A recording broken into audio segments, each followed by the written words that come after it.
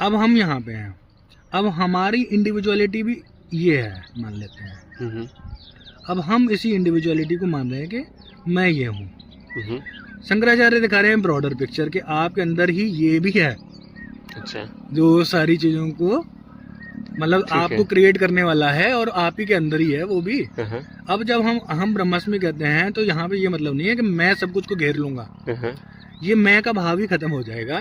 तो ये सब कुछ तो है ही, ब्रह्म तो है ही। तो अहम ब्रह्मास्मि मतलब मेरे अंदर भी वो चीज है, तो मेरा भाव खत्म होते ही वो है। शेयरिंग है, मतलब share the same identity as this thing. हाँ, बस ये है कि मैंने एक अपना आइडिया बना लिया, अपने आप को लिमिट कर लिया है अपनी इंडिविजुअलिटी तक, इसलिए मैं इसको नहीं देख पा रहा हूँ जो ब्रॉडर रियलिटी है।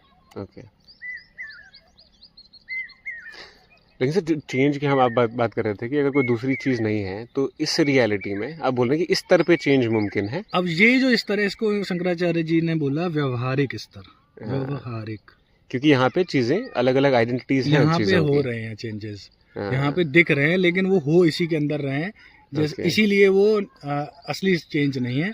इसीलिए उन्होंने एक और लेयर बना दी जिसको उन्होंने बोला प्रतिभाषिक। क्या वो क्या समझाने के लिए कि भाई आप सपना देखते हो, सपने में आपके अंदर चेंजेस होते हैं, सपने में सारी चीजें आती हैं, लेकिन वो रियलिटी तो नहीं होती। ठीक बात है ना, वो आप ही के अंदर घटित हो रहा था सारी चीजें। ठीक है, तो जब आप जग जाते हो तो आपको पता चलता है कि भाई वो तो कोई चेंज नहीं था, वो तो है ना। ठीक है, अगर इस लेयर से आप उस लेयर पे चले गए, इस लेयर पे आप एक्सपीरियंस करने लगे ब्रह्म वाली पे, तो आपको ये चेंजेस भी ऐसे लगेंगे कि ये कोई फंडामेंटल चेंजेस नहीं है।